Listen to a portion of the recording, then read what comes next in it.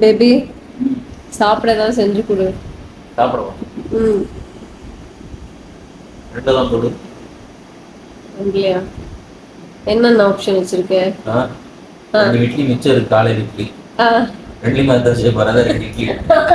அப்புறம் இருக்கிற அது ஒரு ஆப்ஷன் ரெண்டு இட்லி. சரி, அதையாவது செஞ்சு கொடு, சாப்பிட்றேன். இது ஒரு அதிசய டிஷ்லாம் கிடையாது. நார்மலாக ஒரு இட்லி உப்புமா தான். அதே கொஞ்சம் வந்து லைட்டாக பட்டிட்டிங்கிறீங்க பார்த்துருக்கேன். இது வந்து நம்ம எப்பயும் போல் வந்து கடுகு வெங்காயம்லாம் போட்டு தாளிச்சிக்கலாம். நான் வந்து முட்டை போட்டு செஞ்சுருக்கேன். இதிலே வந்து சிக்கனோ இல்லை மட்டனோ போட்டு செஞ்சோம்னா அது மட்டன் இட்லியாவோ சிக்கன் இட்லியாவோ வரும். வந்து நல்லா இட்லி நல்லா மசிஞ்சு விட்டுட்டு நல்லா வந்து முறுன்னு போட்டு தாளிச்சோம்னா தான் நம்மளுக்கு சாப்பிட்றது கொஞ்சம் வந்து கிறிஸ்பியாக கொஞ்சம் நல்லாயிருக்கும். இல்லை மெயின் இன்க்ரீடியன்ட்டே பார்த்திங்கன்னா வந்து இந்த பொடி தான். இது வேறு எந்த பொடியும் கிடையாது, இட்லி பொடி தான். இட்லி பொடி வந்து நம்ம வீட்டு பொடி போட்டுக்கிட்டோம்னா நல்லாயிருக்கும். அது போட்டு நம்ம செஞ்சோம்னா தான் அதோட கரெக்டான டேஸ்ட் வரும்.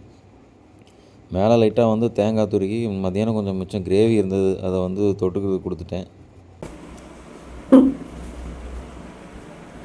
என்ன பொடி இட்லியா? முட்டை இட்லி.